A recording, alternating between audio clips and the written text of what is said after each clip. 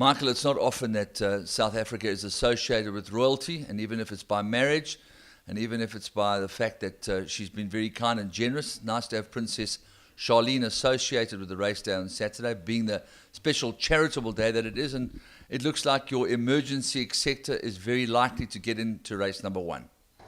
Well, hopefully, Andrew, and it looks a strong possibility because there was Carter's running today at the Vaal, and he looks to be able to win that race, the last race there. Should he win, he won't be eligible for this race, and my horse will get in. And I'm looking forward to him getting in, because if he does, he's not without a chance. He's a decent horse, about Redute's Choice, obviously 6 months younger than all the other horses because he was bred to Northern Time. But he's a very useful horse. And as for Charlene, thank you so much to her for the lovely sponsorship. She's a lovely young lady. I watched Charlene grow up as a young girl. Her dad, Mike Woodstock, when he moved out to South Africa from Zimbabwe, I ordered a whole lot of overalls and things from him, and I was his first customer. Well, he is a hell of a character, and it's always good to have international connections, particularly from Monaco. Andrew, yeah, very, very smart colt. He had an awesome first run at Avalia. He was slightly underdone that day. He flew up to run 5th. And then second time out, he gave us a bit of a flat run. I don't think I could ever have beaten Sean Terry's horse. I mean, he looks like a very, very decent sort, but in that company I thought I should have run second that day. He never had to turn a foot he had in his first start. I don't think I have him at his very, very best, but he's a decent type of horse, and he's going to win his fair share of races in his career. So I don't think he'll be out of it, but at the same time, I think I could have probably had him slightly better.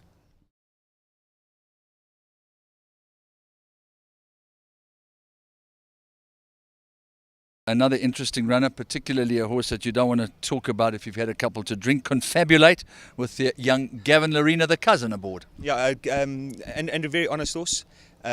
He's probably not the best horse in our string. He's just one of those horses that tries his heart out. He's taken a long time to mature. He will still get better with his next 2 or 3 runs. We slapped a pair of blinkers on him last time, and instead of helping him, he almost didn't know what to do with him. So I think he'll be better this time around with the blinkers. I think a galloping track will suit him. Unfortunately, I'm drawn very, very wide, but I do have him very well, and it looks a competitive race, but I don't think he'll be out of it.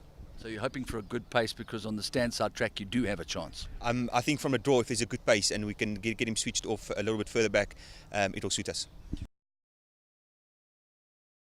We're moving on to the first leg of the place accumulator, where you've got the first-time daughter of VAR, Vancouver Gold. Very formidable combination, bearing in mind that the string has hit a very rich vein of form at the moment. Yes, Andrew, this is a very useful filly, but she's got to get her head right on the day.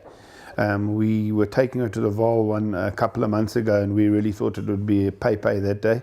She did a nut in the float, and we had to offload her on the Van Buren off-ramp, tranquilize her, put her back on the float, take her to the TBA, offload her and bring her home with a big float. And we've ordered a special float to take her to the course, so we don't want a reoccurrence of what happened on that day. But saying that, if she puts her act together, she could very well win that race. But it's a strong field, very competitive field. There are a number of horses in that race with chances, but she's definitely not without a chance. The half-sister to AZZIE Pink, AZZIE Dawn, and she makes her debut with Gavin Larena, and a lovely draw down the straight. Yeah, Andy, she's a very nice filly. You know, very hard to know what to make of this field. A few unraced ones there looking, you know, like they're pretty well bred, and 1 or 2 well-performed horses that have run already. So, yeah, she's a nice filly, and you know, obviously we'd love to see her run well. I think she will go well. Whether she's good enough to win, only the race will tell. Definite trifecta quartet inclusion? I would say yes. Winter Owl, I was slightly disappointed with her last start. Emerald Cup Day? Emerald Cup Day, it wasn't a maiden, but we rate the filly extremely highly. She ran a cracker first time out. She was also very, very underdone in the first start.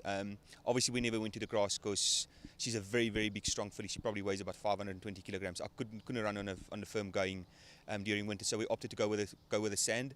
Yeah, she's a very, very nice filly, and she should run a big race. Okay, then say Chique. Say Chique, she's exceptionally well within herself. I don't think she's got the ability of Winter Owl, but she's well, and I don't think she'll disgrace herself. Then you've got the 2 in race number 4 without too much form to speak of. Desert Destiny tries the 1600 meter trip for the first time, and you've got Superman aboard, and Indulge, who's been somewhat disappointing thus far.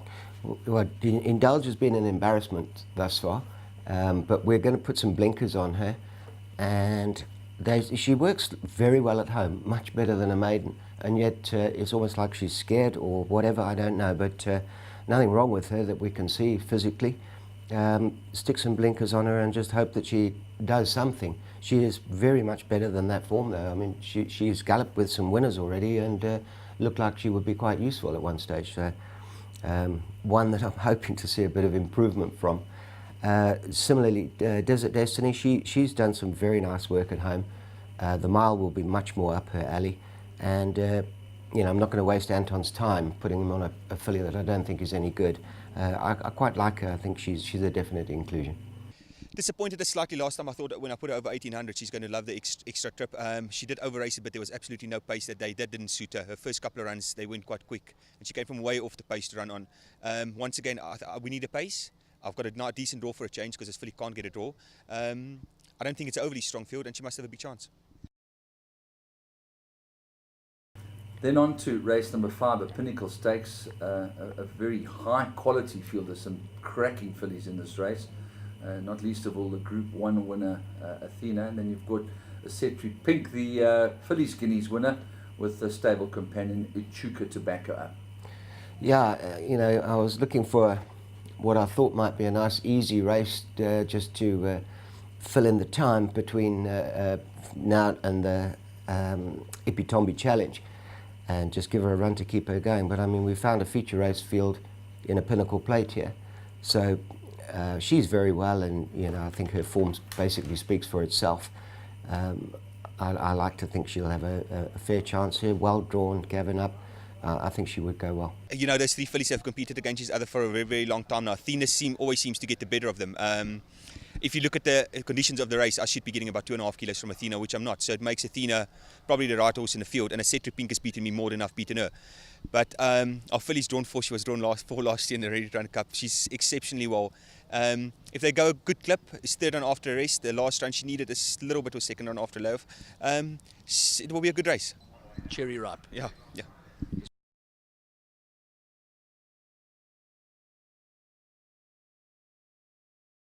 Staggering to think, Mike, in race 6 that the winning check is 1.7 million rand for the winner and a total of 3.85 million, and you've got a ticket, so you have to have a chance. Red Star, not a great draw, but I think they'll go a hell of a pace in this race. Yes, Andrew, as they always do. In this race, everyone goes the clappers.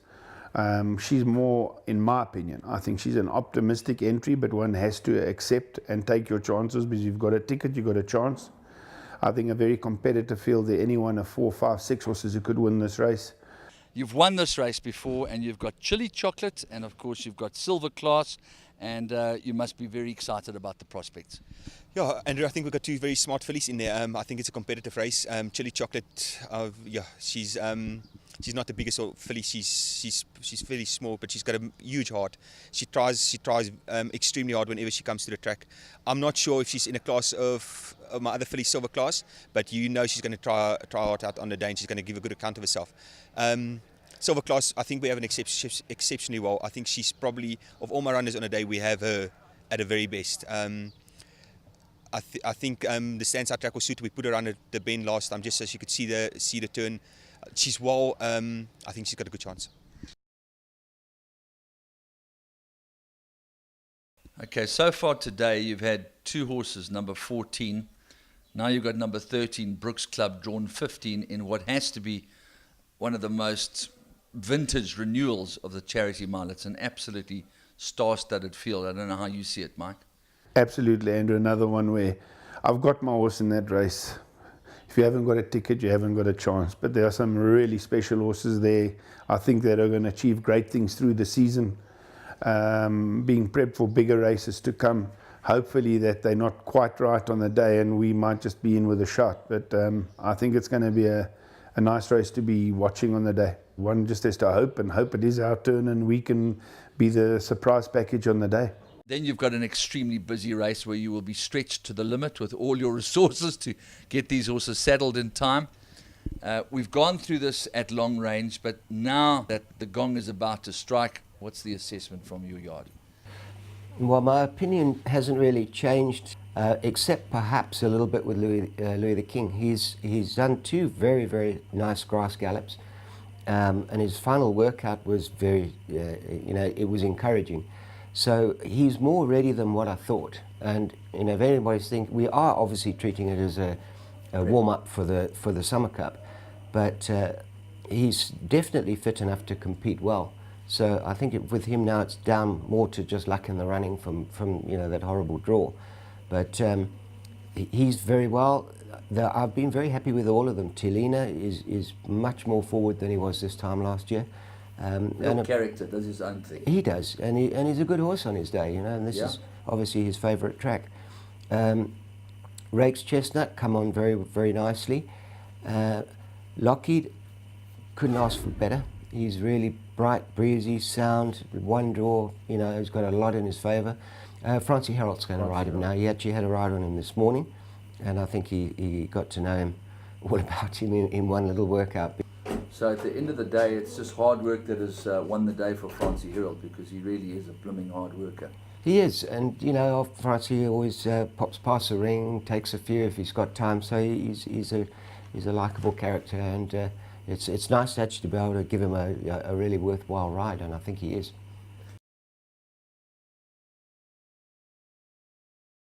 Race 8 is almost like a mini Fillies Guineas, the Starling Stakes. You're taking on the mighty Majmu, who I think everyone could see was probably a trifle unlucky last time out, but your filly comes off back-to-back wins. She's versatile, she's game, and she's very talented, clearly.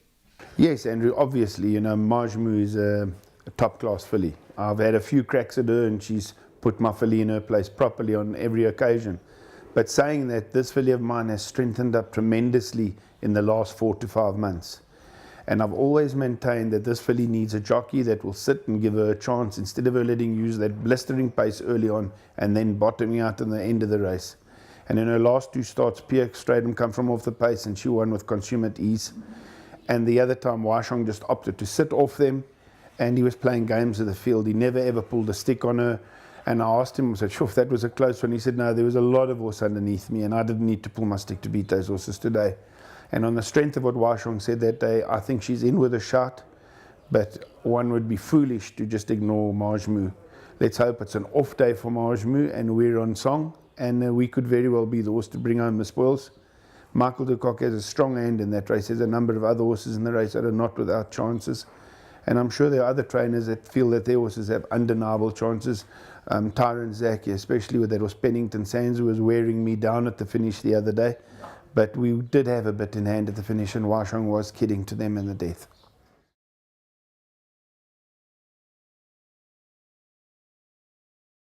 Final leg of the pick 6, we've got Astro with young Muzi Yeni and Raymond Danielson on Belong to Me.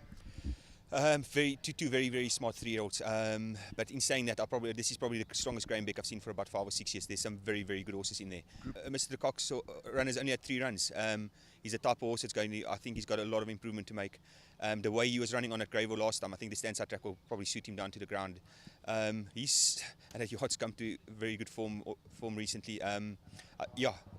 But saying that, lots of respect for Harry's son. But it's going to be a very, very good 3-year-old race. Principled Man and Sabadell, particularly Sabadell, look like they must have undeniable chances here. Yeah, I would think so. You know, Sabadell's always been like a hard knocker. He was, you know, 4th and 2nd his last 2 starts. He's well, and you know, this is his kind of field, and I think that the track and the trip should suit him very nicely as well. So I would expect a good run from him, but the races on the day are very competitive. So I've got to just say, include him. You must include him, and you know, we'll be sort of holding thumbs for him. And similarly with Principled Man, I thought he may need the run, but his work this week has been very, very solid, and you know, he's that little guy that always runs at him. So you've got to include him in your trifectas, quartets, whatever. Well, I think what is encouraging is the running of the Charity Mile will reveal 2 things to you. A, where Sovereign Mint runs, where you're just 3/4 of a length behind him on that occasion. And B, where Brooks Club runs. You know, that will help a little bit, I'm sure. Yeah, it will. I think by this time of the day, though, we're all going to be a little bit exhausted, so we slap the saddle on and hope for the best. Yeah, I know these two horses very well. They like to be given a chance and run at them. It's a proper, I think, B division field. You know, it's solid, hard-knocking horses in there, and you know, these days seem to bring out the best horses, and the minor races seem to be just as competitive as the feature races.